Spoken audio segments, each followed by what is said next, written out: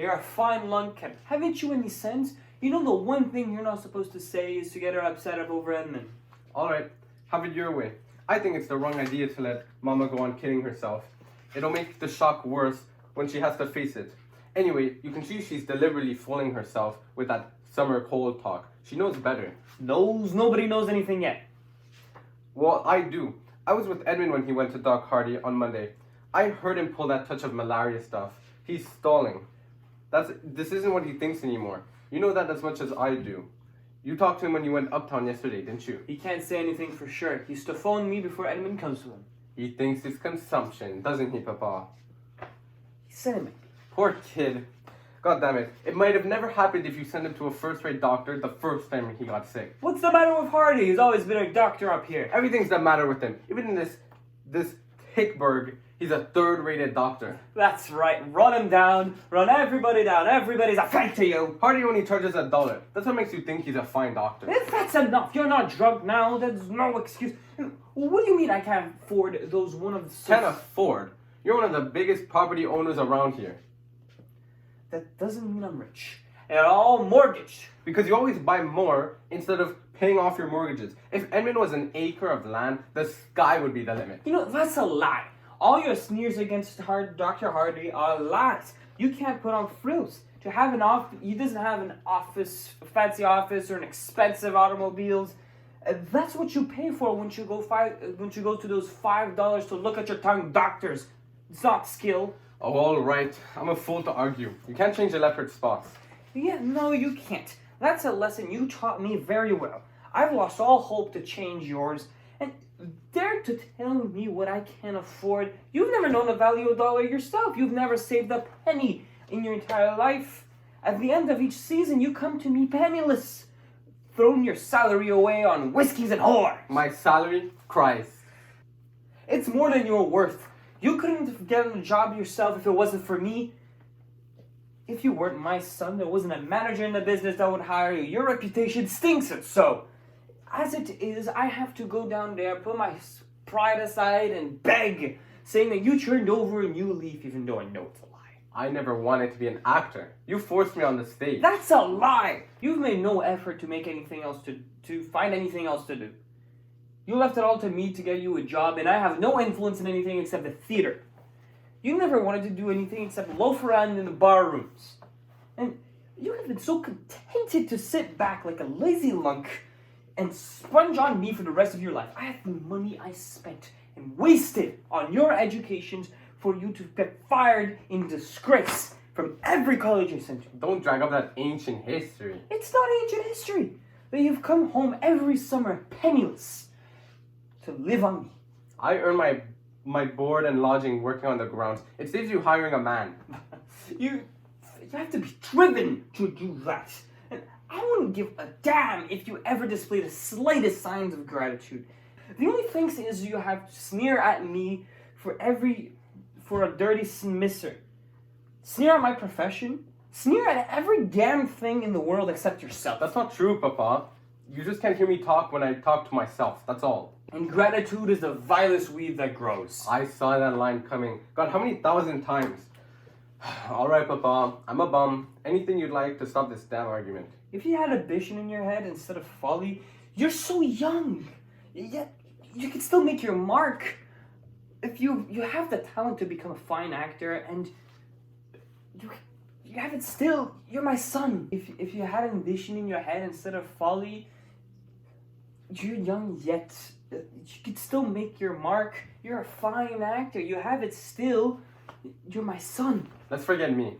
I'm not interested in this, and neither are you. What started us on this? Oh, Doc Hardy. When's he gonna call about Edmund? Around lunchtime. You know, I couldn't have sent Edmund to a better doctor. Doc Hardy has treated him for every kind of sickness ever since he had when he was knee-high. And he knows his constitution better than any other could. It's not a question of me being miserly, as you like to make it out or not. And what would the finest specialist in America do for Edmund after he's deliberately ruined his life with the mad life he's had ever since he was fired from college? You know, even before that, when he was still in prep school, after he began dissipating and playing the Broadway act to imitate you, he's never had your constitution to stand it. you were a healthy hunk like me, or at least you were at his age. But he's always been a bundle of nerves like your mother. I've warned him for years that his body wouldn't stand it, but he wouldn't heed me. And now it's too late. What do you mean too late? You talk as if you thought. Don't be a damn fool. I meant nothing as if it's obvious to everyone. His health has broken down and he may not be invalid for a long time. I know it's an Irish peasant idea consumption is fatal. It probably is when you live in a hovel on a bog. But over here, with modern treatment... Don't I know that? What are you garbling about anyways? And keep your dirty tongue off of Ireland. You sneers and your peasants and your bogs and robes. And the less you say about Edmund's health, the better for your conscience. You're more responsible than anyone. That's a lie. I won't stand for that, Papa. It's the truth. You've been the worst influence on him. He grew up admiring you as a hero. A fine example you set him up. If you could ever give him advice except the ways of your rottenness, I've never heard of it. You made him old before his times, and pumping him full of what you consider worldly wisdom when he was too young to see when your mind was poisoned by your own failures. You wanted him to believe that every man was knave with his soul for sale, and every woman who wasn't a whore is a fool. Alright, I did put Edmund wise to things, but not until I saw he'd started to raise hell himself. I knew he'd laugh at me if I tried the good advice, older brother stuff. And all I did was make a pal of him. And to be absolutely frank, so he'd learn from my mistakes that, well, if you can be good, you can at least be careful. That's a rotten accusation, Papa. You know how much the kid means to me and how close we've always been? We're not like other brothers. I'd do anything for him. I know you might have thought it for the best. Jamie, I didn't think you'd deliberately go out to hurt him. Besides, it's down to rot. I like to see anyone influence Edmund and more than he wants to be. His quietness fools people into thinking they can do whatever they like to him, but he's stubborn as hell inside, and what he does is what he wants to do. And to hell with anyone else. What had I to do with all the crazy stunts he's pulled in the last few years? Working his way all over the map as a sailor and all that stuff. I thought that was a damn fool idea. And I told him so. You can't imagine me getting fun out of being on the beach in South America or living in filthy dives and drinking Rodgut, can you? No thanks. I'll stick to Broadway and a room with a bath. You and Broadway, it's made what you are. You know, whatever Edmund's done, at least he's had the guts to go out and do it, and not where he couldn't come back to me as the moment he was broke. He's always come home broke, finally, hasn't he? And what did his going away get him? Look at him now. Christ, that's a lousy thing to say. I don't mean that. You know, he's doing well in his paper. I was hoping he'd find the work that he was wanting to go for. A Hicktown rag. Whatever bowl they hand you, they tell me he's a pretty bum reporter. If you weren't your son, no, that's not true either. They're glad to have him, but it's the special stuff that gets him by. Some of the poems and parodies he's written are damn good. Not that they'd ever get him anywhere on the big time, but he certainly made a good start. Yeah, he's made a start. You used to talk about wanting to become a reporter, but you were never willing to start at the bottom. You know, if you expect... Oh, for Christ's sake, Papa, can't you lay off me? It's doubtful luck Edmund should get sick. I was sick. Okay, yeah. You know, it was doubtful luck Edmund should get sick around this time. Couldn't have come at a worse time for him. And for his mother, for that matter. You know, she shouldn't have this to upset her right now. Just in this time when she needs peace and freedom away from worry, she's been doing so well in the past 2 months. It's been a heaven home again. This home has been a home again. But I needed to tell you, Jimmy. I felt the same way, Papa. Yes. This time you can see how strong and sure of herself she is. She's a different woman entirely from the other times. She has full control of her nerves, or she had until Edmund got sick. Now you can feel her growing tense and frightened underneath. I wish to God that we could keep the truth from her, but we can't if she has to be sent to a sanatorium.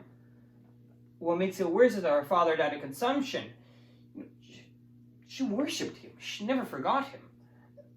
Yes, it would be hard for her, but she can do it. She has the willpower now. We must help her, Jamie. Of course, Papa. Outside of her nerves, she seems perfectly alright. Never better.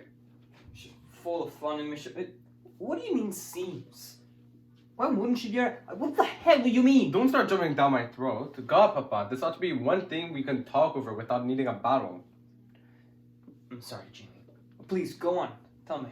There's nothing to tell. I was wrong. It's just that last night, well, you know how it is. I can't forget the past. I can't help being suspicious any more than you can. That's the hell of it, and it makes it hell for Mama. She watches us watching her. Yeah, I know. But go on. Won't you tell me? Nothing, I tell you. Just my damn foolishness. Around 3 o'clock this morning, I woke up and heard her moving in the spare room. Then she went to the bathroom. I pretended to be asleep. She stopped outside in the hall, as if to make sure I was actually sleeping. For God's sakes, is that all? She told me herself that the foghorn kept her awake all night, and every night ever since Edmund got sick, she's been up and down, going to her room to see how he was. Yes, that's right. She was outside his room. It was her being in the spare room that scared me. I couldn't help remembering that when she starts sleeping alone in there, it's always been a sign. It isn't this time. It's easily explained. Where else would she go to get away from my snoring? You know, by God, how do you live with a mind that sees nothing but the worst in people is beyond me. Don't pull that. I just said I was wrong. Don't you suppose I'm as glad of that as you are? I'm sure you are, Jamie. It would be like a curse you can't escape if worry over Edmund. You know, if it wasn't for a long sickness after bringing Edmund into this She world... didn't have anything to do with it. Not blaming her. Then who are you blaming? Edmund for being born? You damn fool, there's no one to blame. That bastard of a doctor was. From what Mama said, he was another cheap quack like Hardy. You wouldn't pay for a first-rate... That's a lie. So I'm to blame. That's what you're driving at, isn't it? You evil mind loafer.